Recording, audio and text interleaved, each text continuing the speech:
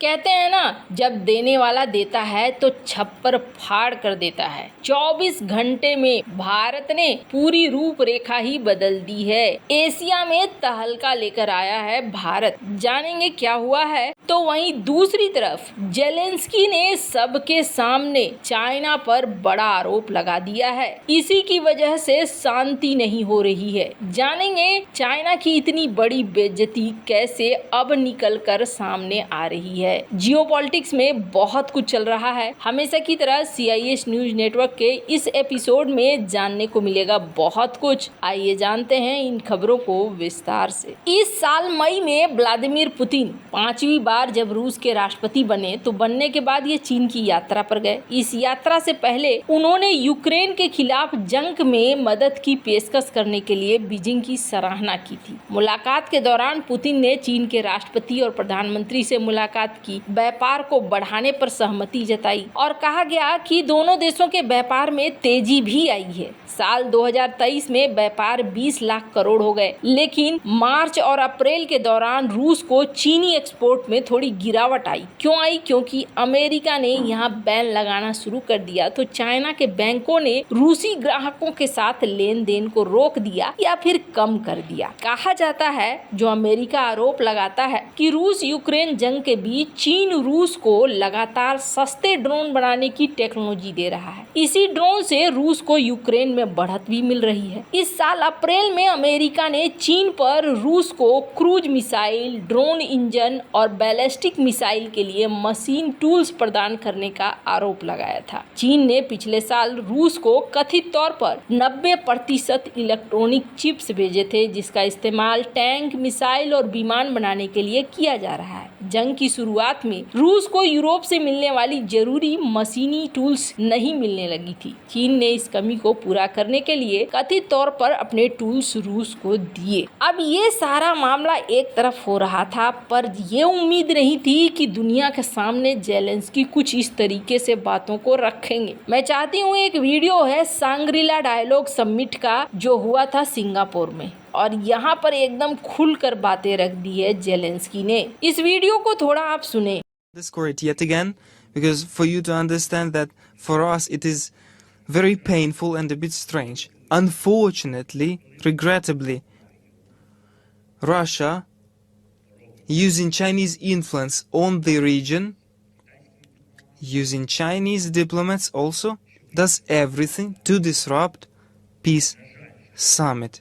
Regrettably, it is unfortunate that such big, independent, powerful country as China is an instrument in hands of Putin. यूक्रेनी राष्ट्रपति Volodymyr Zelensky ने रविवार 2 जून को Ukraine रूस जंग में चीन रूस का समर्थन कर रहा है, इस बात को साफ साफ कहा। उन्होंने कहा कि चीन के दखल से ये जंग लंबे समय तक चलेगी। जेलेंस्की ने ये बात सिंगापुर में आयोजित सांग्रीला डायलॉग में कही। जेलेंस्की ने कहा कि चीन का ये कदम दुनिया के लिए एक गलत संकेत है। इससे चीन की नीतियां भी गलत साबित होती हैं। चीन कहता है कि वो हर देश की स्वतंत्रता का समर्थन करता है, इसके बाद भी किसी देश को बर्बाद करने के लिए हथियार देना या समर्थन देना कोई अच्छी बात नहीं है। अमेरिका भी चीन पर यही आरोप लगा चुका है कि वो लगातार रूस को हथियार दे रहा है और इसको लेकर कई बार चीन को चेतावनी भी दी गई, पर चीन ने इन आरोपों को खारिज कर दिया है। उनका कहना है कि मैंने कभी कुछ नहीं दिया है। अब जेलेंस्की ये कह रहे हैं कि रूस से संबंध मजबूत बनाने में लगा हुआ है चीन। उनका कहना है कि चीन लगातार दावा करता है कि वो शांति का समर्थक है, जबकि वो लगातार रूस की आर्थिक मदद कर रहा है। फरवरी 2022 से शुरू हुई जंग के बाद चीन लगातार रूस से अपने संबंध मजबूत बनाने में लगा हुआ है। जेलेंस्की ने एशिया प्रशांत क्षेत्र के देशों से यूक्रेन के लिए 15 से 16 जून को स्विट्जरलैंड में होने वाली अंतर्राष्ट्रीय शांति सम्मेलन में भाग लेने का आरोप लगाया और उन्होंने आरोप लगाया कि रूस इसमें बाधा डालने की कोशिश कर रहा है। जेलेंस्की का कहना है कि रूस कई देशों को इस सम्मेलन में शामिल होने से रोक रहा है। जेलेंस्की ने कहा कि अंतर्राष्ट्रीय शांति सम्मेलन को बाधित करने के लिए रूस कई देशों को दिए जाने वाले खेती की चीजें, खाने पीने की चीजें या फिर रासायनिक प्रोडक्ट पर बैन लगाने की धमकी दे रहा है। रूस कई देशों से कह रहा है कि वो इस शिखर सम्मेलन में न जाए। अब बात रही चीन। चाइना को भी न्योता दिया था जेलेंस्की ने। पर चाइना ने भी यहाँ मना कर दिया है। यूक्रेन सांग्रीला डायलॉग में जब पहुंचा था तो यहाँ डिफेंस मिनिस्टर से बातचीत करना चाहता था कोने में, लेकिन तैयार नहीं हुआ चाइना का डिफेंस मिनिस्टर और दोनों के बीच में बातचीत नहीं हो पाई। किसी चीनी नेता के साथ इनकी कोई बैठक नहीं हुई, ये बात इन्होंने कह भी दिया यहाँ पर। खैर, जहाँ एक तरफ ये सारा कुछ हो रहा है तो वहीं चाइना की प्रवक्ता ने क्या कहा है।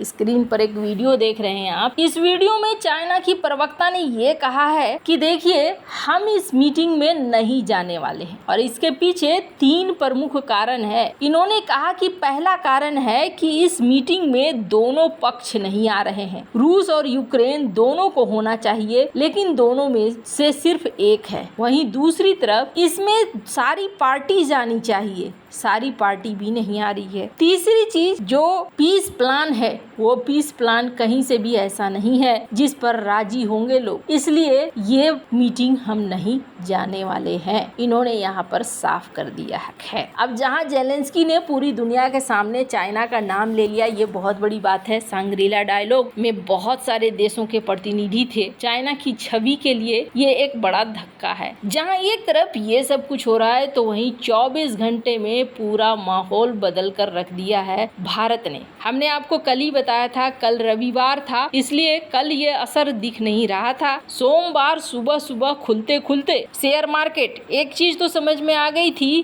कि भारत के कई सारे शेयर काफी अप में रहेंगे, शेयर बाजार भी गर्म रहेगा, पर इतना गर्म कि एशिया में सबसे ज्यादा हो जाए ये नहीं सोचा था। स्क्रीन पर एक आर्टिकल देख सकते हैं जिसमें कहा जा रहा है कि भारत के स्टॉक्स रिकॉर्ड हाई चले गए और एशिया में सबसे ज्यादा हो गए। किस कारण से? एग्जिट पोल में पीएम मोदी की वापसी, बीजेपी के जीत की खबर भर से ये हालात पैदा हो गए हैं। अब माना जा रहा है कि यहाँ पर जो निवेश है वो निवेश भी काफी तेजी से आगे बढ़ेगा। स्क्रीन पर एक आर्टिकल देख सकते हैं, एमडी हैं USIBC के, जो कि बहुत ज्यादा महत्वपूर्ण है, US इंडिया बिजनेस काउंसिल के अलेक्जेंडर स्लेटर। इन्होंने क्या कहा है? इन्होंने कहा है कि देखिए, भारत ने महामारी के बाद जिस तरीके से कमबैक किया है, वापसी करी है, ऐसा कोई देश नहीं कर पाया है और भारत में बिजनेस करना इस वक्त